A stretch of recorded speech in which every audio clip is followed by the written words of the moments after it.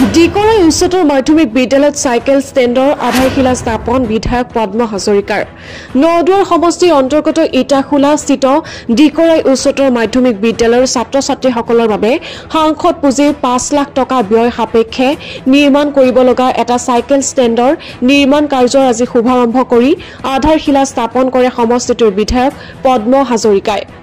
আধাৰশিলা অনুষ্ঠানটিত অংশগ্ৰহণ কৰে যুৱ লেখক সাহিত্যক প্ৰাক্তন সাংবাদিক তথা আঞ্চলিক পঞ্চায়তৰ প্ৰাক্তন সভাপতি লক্ষীকান্ত বৰা, ডিকৰাই উচ্চতৰ মাধ্যমিক বিদ্যালয়ৰ অধ্যক্ষ সিদ্ধাৰ্থ পাল, আটছাৰ নদুৱাৰ শাখাৰ সভাপতি ৰাধেশ্যাম তাঁতী, যুৱ নেতা অনিল বৰাকে ধৰি বিশিষ্ট ব্যক্তিসকলে।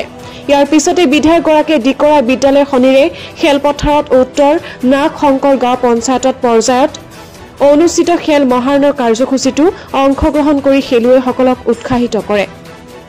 জামুগুৰিহাটৰ পৰা প্ৰেম তিৱাৰী ৰিপৰ্ট ডেইলি 24।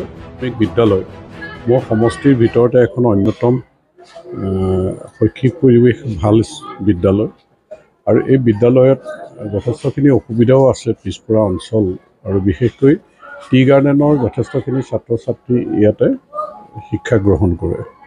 গতিকে এই বিদ্যালয়খনৰ উন্নয়নৰ কাৰণে আমাৰ চৰকাৰে যিমান পাৰে বিল্ডিং গ্ৰাণ্ট দিছে আৰু নেক্সট আদৰ্শ বিদ্যালয়ৰ কাৰণেও এইখন লিষ্টেড হৈ আছে। এতিয়া আমাৰ সাংসদ পুঁজিৰ পৰা ইয়াত 5 লাখ টকা দিয়া হৈছে। সেই 5 লাখ টকাৰে চাইকেল ষ্টেণ্ডৰ যি প্ৰয়োজন আছে 100 ফুট 12 ফুটৰ এটা চাইকেল ষ্টেণ্ড নিৰ্মাণ আজিয়ে কামৰ শুভাৰম্ভ কৰিছোঁ আৰু এই বিদ্যালয়খনত সহযোগিতা ৰাইজৰো ভাল।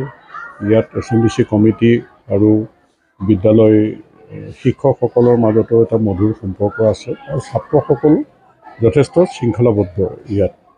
গতিকে শৈক্ষিক